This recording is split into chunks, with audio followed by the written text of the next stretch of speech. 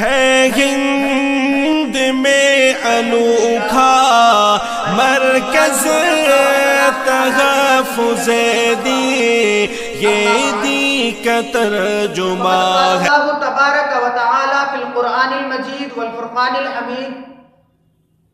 اعوذ باللہ من الشیطان الرجیم، بسم اللہ الرحمن الرحیم۔ اولئک الذین امتحن اللہ قلوبہم للتقوی، صدق اللہ العظیم۔ دینے والے دے مجھے الفاظ و بیاں کا اسلوب، دینے والے دے مجھے الفاظ و بیاں کا اسلوب،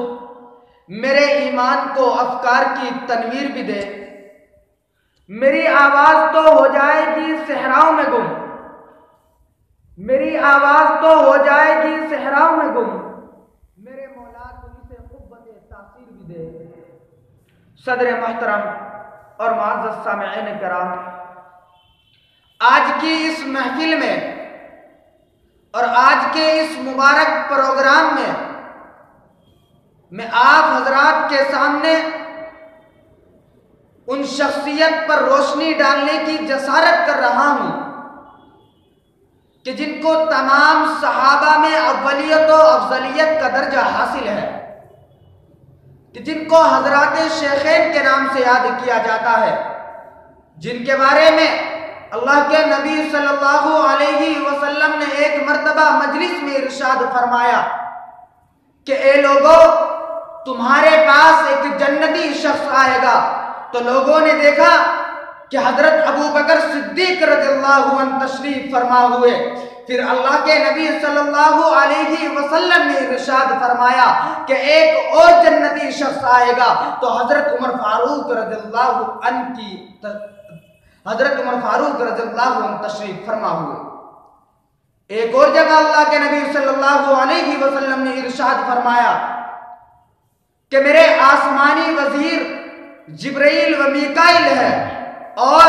میرے زمینی وزیر حضرت ابو بکر صدیق رضی اللہ عنہ اور حضرت عمر فاروق رضی اللہ عنہ ہے، کہ جن میں سر فہرست وہ صحابی ہے جو افضل البشر بعد الانبیاء بالتحقیق، کہ سچے جانثار وفادار عاشق رسول ہے، وہ ابو بکر ہے، کہ جس نے بلا کسی دلیل کے آپ کی ختم نبوت کی تصدیق کی، وہ حضرت ابو بکر ہے، کہ جس نے آپ کے مظلومیت کے زمانے میں آپ کے زخم پر مرہم رکھا، وہ حضرت ابو بکر صدیق رضی اللہ عنہ ہے۔ آپ صلی اللہ علیہ وسلم نے معراج سے واپس تشریف لانے کے بعد جب اس کا لوگوں میں اعلان کیا تو لوگوں نے استہزاء کیا۔ لوگوں نے جب ابو بکر سے کہا کہ تمہارا نبی یہ کہتا ہے کہ میں نے رات میں مسجد اقصی کا سفر کیا، حضرت ابو بکر صدیق رضی اللہ عنہ نے کہا کہ اگر وہ ایسا کہتے ہیں تو میں ان کی تصدیق کرتا ہوں۔ جس نے حضور کی عزت اور دین الہی کی خاطر مار کھائی وہ ابو بکر ہے، کہ جس نے اپنی کنواری لڑکی نبی کے نکاح میں دی وہ حضرت ابو بکر ہے، کہ جس کو نبی نے اپنے مصلی پر کھڑا کیا وہ ابو بکر ہے۔ نبی کے سفر کا ساتھی ابو بکر، غار کا ساتھی ابو بکر، حضر کا ساتھی ابو بکر، روزے کا ساتھی ابو بکر، قیامت کے دن نبی کے ساتھ اٹھنے والا ساتھی ابو بکر، نبی کے بعد سب سے پہلے جنت میں جانے والا ساتھی ابو بکر۔ ارے وہ ابو بکر کہ جس کے بارے میں اللہ کے نبی صلی اللہ علیہ وسلم نے اپنی پیاری زبان سے ارشاد فرمایا کہ میں نے ہر ایک کے احسان کا بدلہ دے دیا سوائے ابو بکر صدیق رضی اللہ عنہ کے احسان کے، کہ ان کے احسانات اس قدر ہے کہ اللہ تبارک و تعالی ہی ان کے احسانات کا بدلہ دے گا۔ اور مجھے کسی کے مال سے اتنا نفع نہیں ہوا جتنا کہ حضرت ابو بکر صدیق رضی اللہ عنہ کے مال سے ہوا، اور اگر میں کسی کو دوست بناتا تو حضرت ابو بکر صدیق رضی اللہ عنہ کو بناتا۔ میرے دوستو، حضرت ابو بکر صدیق رضی اللہ عنہ نے 21 جمادی الثانی کو اس دنیا سے رخصت ہوتے وقت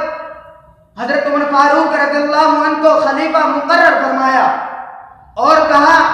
کہ اگر اللہ تبارک و تعالی مجھ سے پوچھیں گے کہ مسلمانوں کا خلیفہ کس کو بنایا ہے تو میں جواب دوں گا، اے اللہ، اے میرے مولا، میں مسلمانوں کا خلیفہ اس کو بنا کر آیا ہوں جو اس وقت دنیا میں سب سے بہتر شخص ہے۔ میرے دوستو، حضرت عمر فاروق رضی اللہ عنہ نے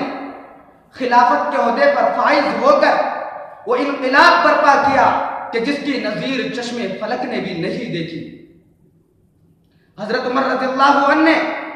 خلافت کو 10 سال زینت بخشی۔ 10 سال کے اس عرصے میں 22 لاکھ مربع میل کا علاقہ فتح ہوا، لیکن نہ تو خون کی ندیاں بہی، نہ ظلم و ستم کا بازار گرم کیا گیا، نہ بچوں کو ہراساں کیا گیا، نہ خواتین کی عزت و ناموس پامال کی گئی۔ حکومت کے اس عرصہ دراز میں نہ کوئی علاج سے محروم رہا، نہ کوئی بھوک سے مرا، اور نہ ہی کسی باپ نے غربت کے ہاتھوں تنگ آ کر خودکشی کی۔ حضرت عمر فاروق رضی اللہ عنہ نے شہروں، دیہاتوں، قلعوں اور صحراؤں کو فتح کرنے کے ساتھ ساتھ لوگوں کے دلوں کو بھی فتح کیا۔ ارے وہ عمر کہ جس کے بارے میں اللہ کے نبی صلی اللہ علیہ وسلم نے ارشاد فرمایا، لو کان بعدی نبی لکان عمر، کہ اگر میرے بعد کوئی نبی ہوتا تو وہ حضرت عمر ہوتے۔ میرے محترم دوستو، حضرت عمر فاروق رضی اللہ عنہ کا عدل تو ضرب المثل ہے کہ خود اپنے بیٹے ابو شامہ کے اوپر حد جاری کی، اس لیے کہ انہوں نے مصر میں شراب پی تھی۔ حضرت عمرو بن عاص نے حضرت عمر فاروق رضی اللہ عنہ کے بیٹے ابو شامہ کو گھر پر بلا کر پوشیدہ طور سے آہستہ آہستہ درے لگائے۔ اس کی خبر حضرت عمر رضی اللہ عنہ کو ملی۔ حضرت عمر فاروق رضی اللہ عنہ نے حضرت عمرو بن عاص کو خط لکھا کہ مجھے تعجب ہے تمہاری جرأت پر کہ اب میں تم کو معزول کرنے کے سوا کوئی اور رائے نہیں رکھتا، چونکہ تم نے ابو شامہ کو یہ سمجھ کر کہ یہ امیر المؤمنین کا بیٹا ہے، اس کو ہلکی سزا دی، حالانکہ آپ کو اس کے ساتھ وہی معاملہ کرنا چاہیے تھا جو کہ غیروں کے ساتھ کرتے تھے۔ چلو اب اس کو میرے پاس بھیجو تاکہ اس کو اس کی بدعمالی کا مزہ ملے۔ میرے دوستو، ابو شامہ جب گھر تشریف لاتے ہیں تو حضرت عبد الرحمن بن عوف نے امیر المؤمنین سے سفارش کرتے ہیں کہ امیر المؤمنین، ان کو ایک مرتبہ سزا مل چکی ہے۔ میرے دوستو، حضرت عمر فاروق رضی اللہ عنہ نے کچھ نہ سنا تو ابو شامہ رونے لگے، اے میرے ابا جان، میں بیمار ہوں، میری طبیعت بہت ناساز ہے، اگر آپ مجھ کو دوبارہ سزا دو گے تو میں مر جاؤں گا۔ لیکن حضرت عمر فاروق رضی اللہ عنہ نے کچھ توجہ نہ دی اور قانون کے مطابق سزا دی۔ اس سے ابو شامہ کی طبیعت خراب ہو گئی، ابو شامہ کی بیماری اور بڑھ گئی اور 1 مہینے کے اندر انتقال کر گئی۔